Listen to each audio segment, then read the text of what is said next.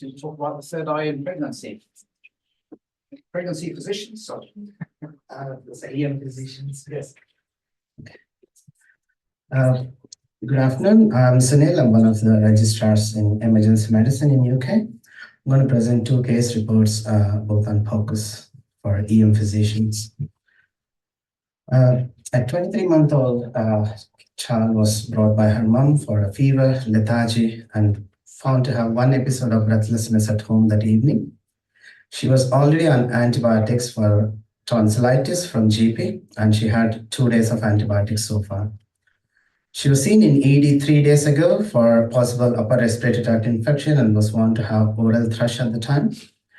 She also had a course of antibiotics 2 weeks ago for chest infection, again from a GP. Along with mom, the rest of the family, all of them are having cough and other chest infection symptoms.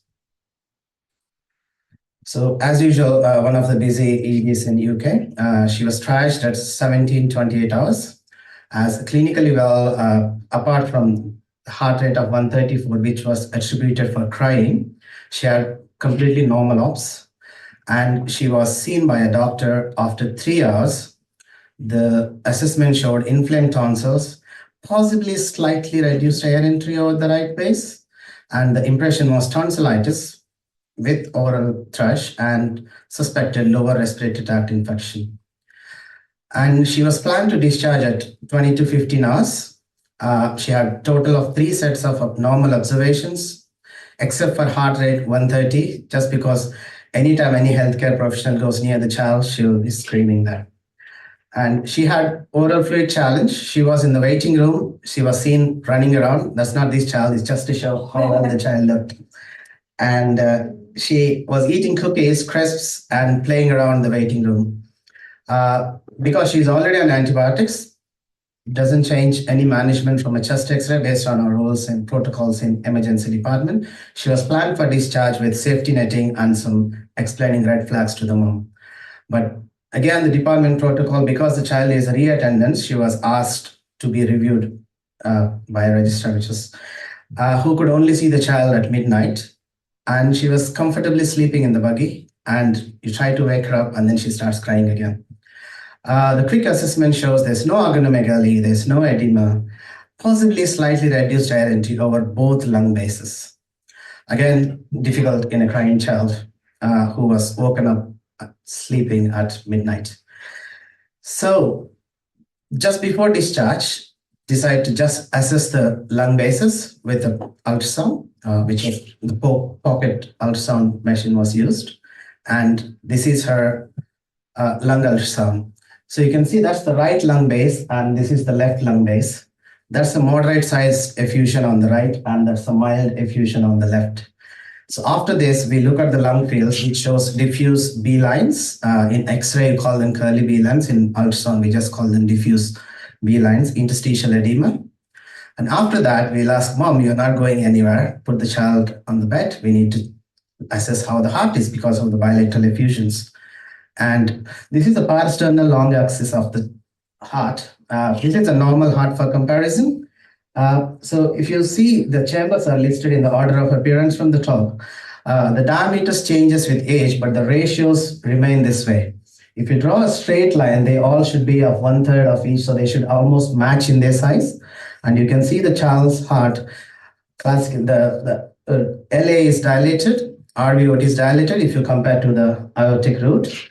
And you can see the mitral valve, which is flapping well here, but you can see the opening there, which suggests your poor contractility. And you can also see a small pericardial effusion, which is so mild in there. This is the parasternal short axis. Again, you can see the poor LV contractility compared to the normal heart. So if you place your finger here, you should see all the walls contracting towards the midline, which is not happening in there. So the visual EF of this child is 15 to 20% at this time. It's surprising to see how well the child was compensating there, sitting in the waiting room. 4-chamber view, again, you can see biatrial dilatation, poor contractility of RV, LV, dilatation of all the chambers almost. Just to show a moderate mitral regurgitation, and she also had some aortic regurg, but I couldn't put all the clips in here. Distended IVC, prominent hepatic veins. With the color Doppler, we can see reversal of flow in the hepatic veins. After this, we decided this is not a simple lower respiratory tract infection. She is cardiomyopathy with the pulmonary edema, likely myocarditis with the clinical picture here. So plan for blood, chest X-ray, ECG, IV antibiotics. She was given first dose of IV furosemide while waiting for her chest X-ray. Started on high flow oxygen. That's just to offload the chest, not for any hypoxia. That's the chest X-ray of her. After that, which we would not have done because for the protocol wise.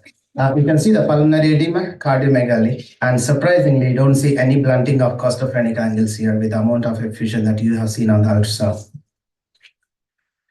These are the investigations. She has a base deficit of 6 and bicarb 17 with a lactate of 5. White cell count was 20, the troponin was 161. So she was hypoperfusing from the heart failure and the sinus tachycardia on the ECG. So after the diuresis and Vapotherm for 4 hours, after a good urine output, the lactate has improved, bloods showed definite improvement. So after discussing the tertiary center, we just admitted under a local pediatric. This was in a DGH. And inpatient-wise, we continued the diuretics. This was the pro-BNP, which was quite high. Positive for parvovirus, enterovirus. Unfortunately, ASO titers were not done for this child, which I'm sure would have been high because this was the time where in UK we had lots of streptococcal. Upon discharge, echo showed improving LV function, which is mild MR. She was discharged with diuretics and ACE inhibitors. As you can see, early diagnosis and aggressive treatment helped ICU, inotropes, and an early recovery. Second case, which was extremely opposite to the first one, is a 6-year-old child, a shortness of breath, cough, abdominal pain, tachycardia, tachypneic, hypoxic, febrile. And he was found to have dry mucous membranes, poor air entry, both lung bases, no additional sounds, normal heart sounds. Abdomen looked a bit distended with a tender epigastrium and a palpable liver. He was given mixed NEPs to see what happens, but there was no improvement.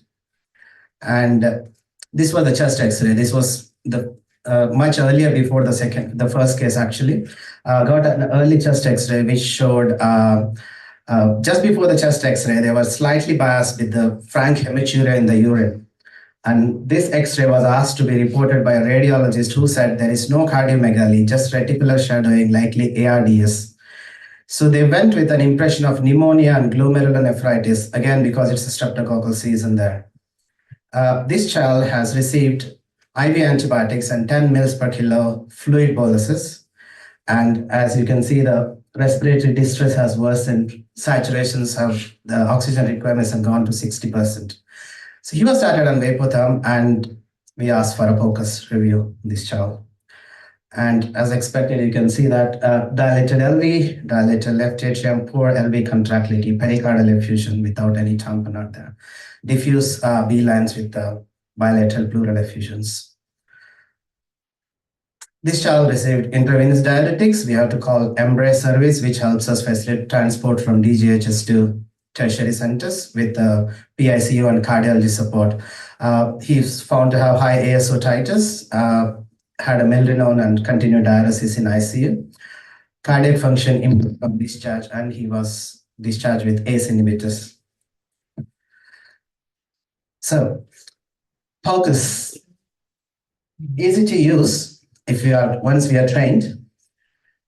You can use it for diagnostic purposes as well as you can monitor your response to the treatment.